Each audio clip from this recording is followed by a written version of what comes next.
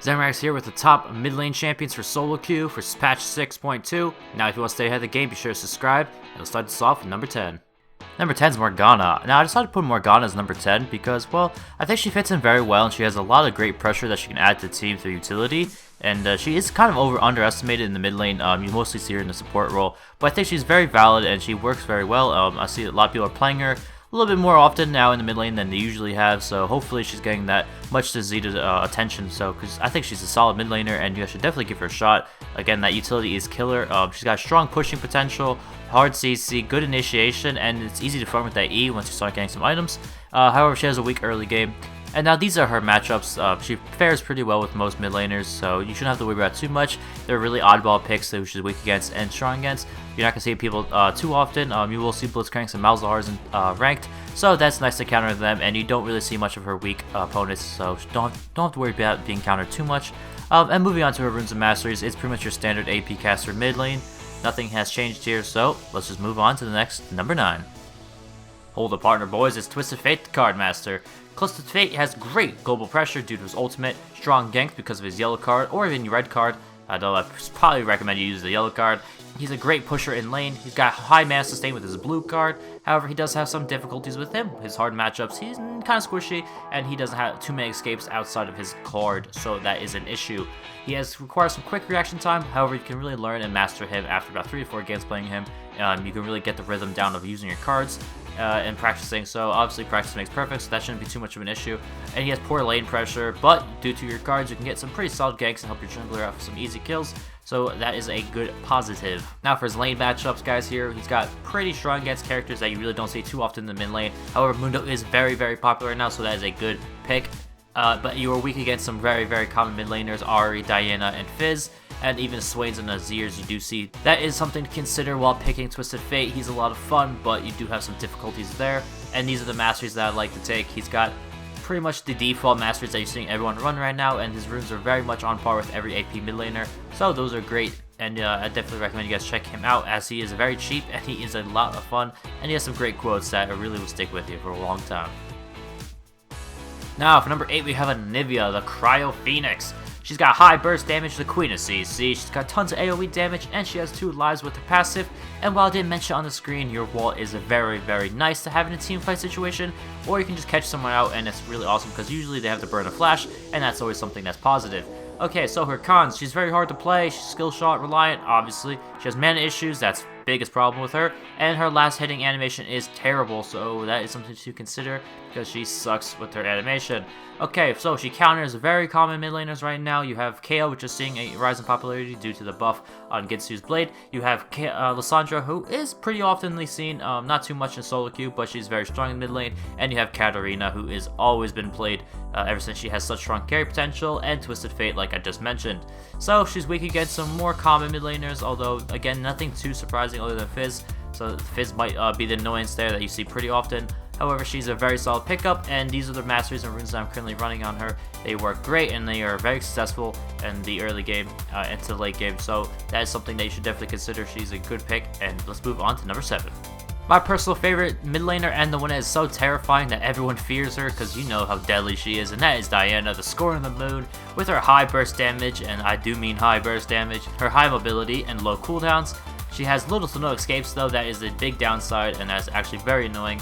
She's very vulnerable in her engage phases because obviously she's squishy, she is a mid laner, but you could build things like Roa and Crystal Scepter, so that is kind of a way to counter that, but that build isn't fun, let's be honest. We all want to be that glass cannon, and she's reliant on hitting her Q because obviously you want to get your Q so that you can use your ult without wasting your cooldown, but overall she's a solid pickup. She's countering a lot of very common mid laners right now. She's very strong. And she's weak against people that you don't see too often in solo queue other than Riven and Fiora, and possibly Aurelia, but most of those picks aren't that big of a deal, so she is a great pickup if you're not worried about being countered against. And then her masteries here are a little bit different than the other AP mids, but again, on par with the runes, pretty much how everyone else is running right now, so nothing too shocking there, so let's move on to the next. Number 6 is Talon, the Blaze Shadow. You have high burst damage, high mobility, AoE damage, a slow, a silence, and a bleed. Which are very, very useful utility there. Okay, now for his cons, so you have no escape without your ultimate. Sure, you can always E to a minion, but that's very tricky to pull off. unless you're diving. Mana issues are very much his big downside in the early game. Overall has a hard early game because you do need some items to get itemized and start rolling, especially if you want to be ganking a lot. So that is something to consider. You have poor matchups, so like we just said, he gets countered quite a bit. Speaking of his counters, you are really being countered by people who are seeing a lot of playability in solo queue, such as Rengar and Lee Sin, and Diana is a very common mid laner and jungler right now as well, but she isn't banned, so that will be something to consider. You're very strong against someone like Lux right now, who is seeing a very much playability in the bot lane and mid lane. Moving on to his masteries, these are pretty much default AD assassin masteries. Got the armor pen, the health per level, the magic resistance, and any attack damage. These work very well, and these are possibly my favorite masteries so far, although I'm not sure if any buffs might be coming along. That might change this, but for now, as a 6.2, this is what you want to be rocking with, guys. Number 5 is the most annoying little trickster piece of crap ever. I'm talking about Fizz. Easy to learn, one-shot potential, huge mobility, and broken invulnerability with his E, which has, he can still take damage, but his cons, no, poor matchups. I mean, this guy literally gets away with everything, and I hate the fact that Riot doesn't nerf him to oblivion, but he's strong against, Gnar, Twisted Fate, Zyra, people that have CC, you can easily dodge. He's very, very strong against them. Weak against people more with lock-ons, or even Elise with her E and her damage. That's very and she also has the ability to get away, repel to him, so that he isn't as slippery. So that is a nice perk. Same with Diana, she can always get to him. And then you have Garen to silence. So pretty much very common, so very logical counters here. Nothing too out of the blue. And his masteries are as follows.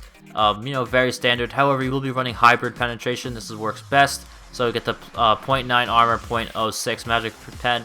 That is what I would take in the mid lane, and if I was you. So let's move on to number 4, because I hate this champion. So let's just get it off the screen, and here we go for number 4.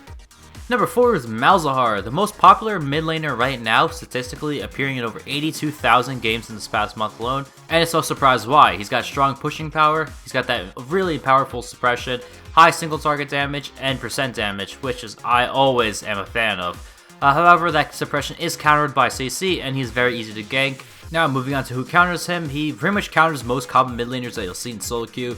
Zed, Katarina, Ahri, Twisted Fate, these are pretty much the top tier. A lot of people like to play them, they're very strong. So he's really countering those, and that's such a nice added bonus. And he's not really weak to anyone as a main pick. You will see a little bit of GPs, you'll see some Luxes, and you'll see some Morganas. You won't see Ziggs or anyone else, so he's very much a viable pick, and you don't have to worry about being countered too much. For Runes and Masteries, it is your standard AP caster. Nothing too special here, so let's move on to number 3. Number 3 is the Lady of Luminosity Lux. Now, Lux is a very strong pick. She's very safe, and we'll get to that in a second. She's got high burst damage, good CC, very easy to learn to play, squishy in the early game, and that weak early game with the mana efficiency is a little bit of an issue, but not too hard. You have good farming with your passive. She's skill shot dependent, so if you're not really good at that, you may want to avoid Lux, although she isn't too hard to play. And as a pro and a con / left. Now getting into the safe pick here against her counters, she pretty much can counter anyone if you're very quick on your feet, and you know how to use your shields and your snares and slows efficiently, so that isn't too much of an issue. But she is very weak against people like Zed and Talon, because those people can typically burst her down very quickly, and that is an issue because obviously it's hard to get away from that. You can't really negate Zed's ult even with just a shield. But for the Runes and Masteries, it's pretty much standard. However, I did switch out the blues to have 6 times 0.09 CDs. These are very nice to have the cooldown efficiency on Lux. She scales with it very well. And now let's move on to number 2. Number 2 is obviously Zed, the Master of Shadows. This shouldn't be a surprise. He's the biggest badass AD mid laner of all time. He's got high mobility, strong burst damage, no mana cost, and he's great at split pushing. However, he's a high skill cap champion, so don't pick him if you suck at the game. Yeah, and don't expect to be carrying anyone in bronze because it does take a little bit of practice. However, you can be carrying people. I've seen some crazy Zed plays throughout my life, and he is capable of doing a lot of great things. So if you want to practice up a bit, you could definitely carry if that's what you're looking for. He doesn't have hard CC either. And let's get on to his counter picks here, guys. So he's strong against Jhin. That is essential since he's new to 6.2, and that guy is everywhere. You'll see him in almost every matchup he isn't banned. Lux, like I said earlier, she doesn't have many counters, but if he can get in there and kick some ass, he can do that and blow her up. Pretty much your standard squishies, he'll kill him very easily, and then anyone like with invincibility will be hard to kill for him. Obviously Kale, you have Vlad with his pool, etc. So things like that are a pain in the ass because your ult is a pain to get off on those people, but that isn't too much of an issue. You should just really learn to focus your targets, and you won't have too much of an issue there. So for the runes and masteries, it is pretty much your standard. However, I did switch out the glyphs to armor pen over AD flats. I don't like AD at all, and I think the armor pen is much more viable. It will carry throughout the game a lot longer, as AD isn't too viable, especially since you don't need it, because you'll be itemizing AD very early on. So not much of an issue there. These are the standard runes and masteries. So let's move on to number 1. Number 1 should not be a surprise. That's Ari, the Nine-Tailed Fox. Obviously, she's got great sustain, great mobility, burst damage, cooldowns. What else do you want in an AP mage? She's very squishy, however, but all mages are. Skill shot reliant, so again, if you suck with that, don't do that. Don't ever pick someone who has skill shots, although you should really not be playing League if you can't land skill shots. Anyway, she's got a weak early game, and she needs to land that charm. That is very essential to get off her rotation. Obviously, I'm not going to go through her counters because this is pretty much self-explanatory. And then her masteries and runes are very standard. Again, AP mage, this is pretty much how everyone's going to be building, so nothing too special about her. So thank you guys for watching. Be sure to like up this video if you found it useful. Comment down below with a future video suggestion or a list of your own. And thank you guys for watching, and see you guys on the Rift.